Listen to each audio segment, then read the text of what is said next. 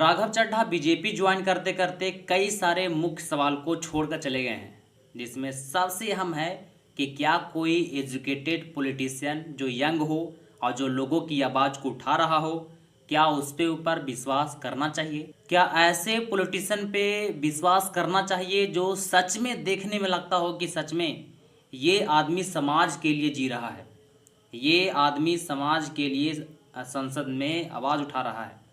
क्या ऐसे पॉलिटिशियन नेताओं पे भरोसा करना चाहिए? एक बहुत बड़ा सवाल है जो राघव चड्ढा छोड़ कर गए हैं, और जिस पार्टी में वो गए हैं उस पार्टी को 2 साल पहले इतना बेइज्जती किया करते थे कि ये गुंडों की पार्टी है, ये अनपढ़ गुंडों की पार्टी है, और मैं इसे बहुत नफरत करते हैं। बहुत तरह के बयान उनके आए थे।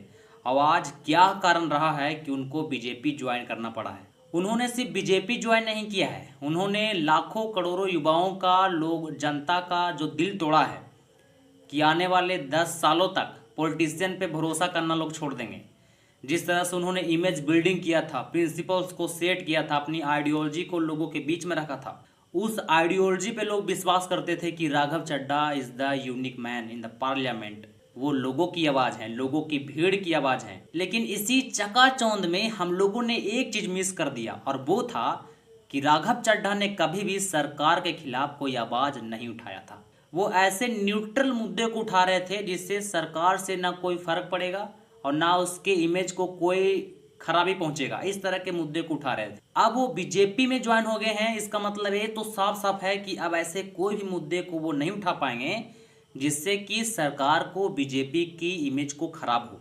ऐसे मुद्दे को अब नहीं उठाने वाले हैं, और जनता को एक बहुत बड़ा लेसन देकर गए हैं कि पॉलिटिशियन चाहे कितना भी अच्छा लग रहा हो, कितना भी बढ़िया स्पीच दे रहा हो, विश्वास नहीं करने का। राघव चड्ढा ने कहा कि अब आम आदमी पार्टी में वो बात नहीं रही, वो प्रिंसिपल्स अब नहीं रहे जो पहले हुआ करते थे। तो क्या अब बीजेपी में वो सब प्रिंसिपल्स, वो सब सिद्धांत उनको मिल गए जो आम आदमी पार्टी में पहले मिला करता था? कहीं ना कहीं साफ रूप से ये दिखाया जा रहा है, और लोग बोल रहे हैं कि ईडी की डर से राघव चड्ढा आम आदमी पार्टी छोड़कर बीजेपी में शामिल हो गए हैं। अब इसके पीछे क्या सत्य है, क्या झूठ है, ये अब वो लोग जाने। लेकिन एक चीज़ समझना होगा यहाँ पे कि जिन पॉलिटिशियन को देखकर आप तारीफें करते हो, जिसको देखकर आप इतना लालच हो जाते हो कि ये मेरा लीडर है, मेरा आदमी है, उस पॉलिटिशियन के दिमाग में और पर्दे के पीछे क्या क्या चल रहा होता है, ये इमेजिनेशन से बाहर है हम लोग। इसीलिए कभी किसी पॉलिटिशियन पे, कभी किसी पार्टी पे भरोसा करना ही नहीं चाहिए।